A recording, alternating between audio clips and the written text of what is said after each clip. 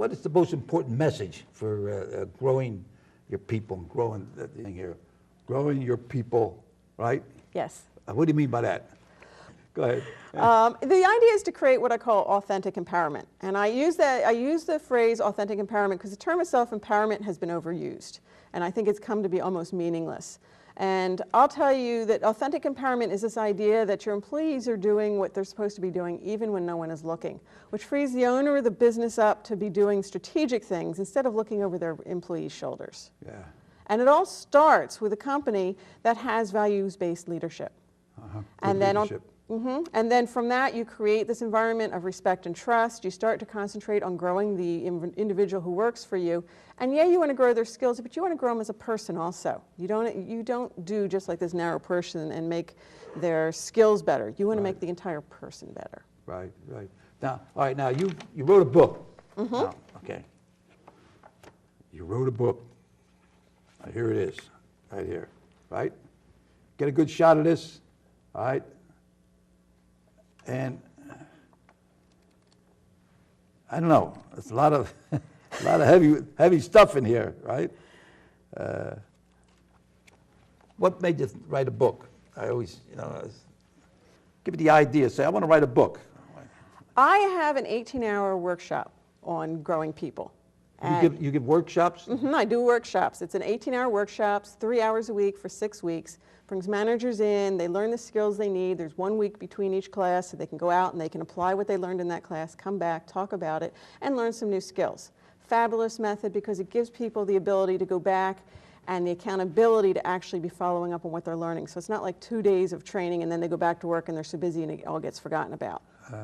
So I was showing that workshop and materials to a friend, and she looked at me and she said, "This is a book.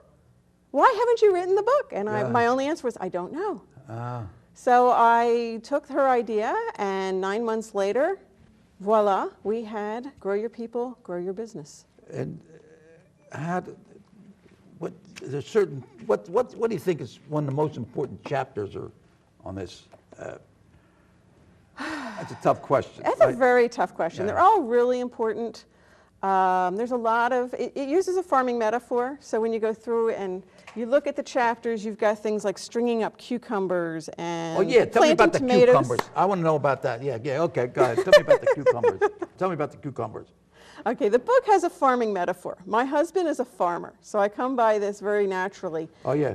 This book has some interesting chapters in it, stringing up the cucumbers, right? You string up cucumbers. Yes. Right.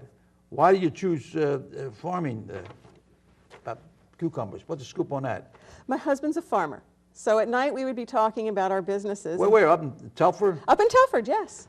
A lot of farming area there, huh? Right. Less and less, unfortunately. Yeah, they keep building houses on the farmland. But yeah, he grows organic vegetables, and he would come home at night and he would be talking over the dinner table with me with the challenges of growing the cucumbers or whatever it was, or planting or getting the seedlings to come up and choosing the right seed. Yes, doing the right thing. And I'd be sitting there talking about the challenges that I had working with people who had management issues, and we'd be going back and forth. And suddenly I realized that we were facing similar problems.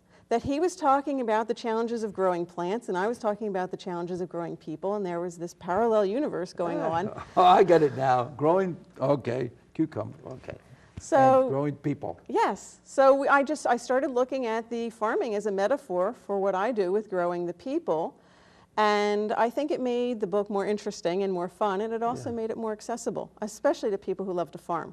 In other words, drop the seed, right? You have to drop the seed. So when you go to these seminars, what's the opening remarks? What are some of the things that you get their attention? I usually start off with, how would you like to know that all of your employees are doing what they're supposed to be doing, even when you are not looking? And that's like every manager's dream, is to be absolutely sure that those employees are doing what they're supposed to be doing, and they don't have to look over their shoulder. And it's not something that happens very easily or straightforward. It's a simple process, but it takes a lot of time and energy. You don't have to be there all the time. Right. And it's well worth the payoff. I mean, once you do that, you've got these star employees, because it's based on my experiences when I worked as a manager. And I had, in retrospect, when I looked back, I realized that every one of my employees was a fabulous employee. Everyone. Their performance was up here. Uh-huh.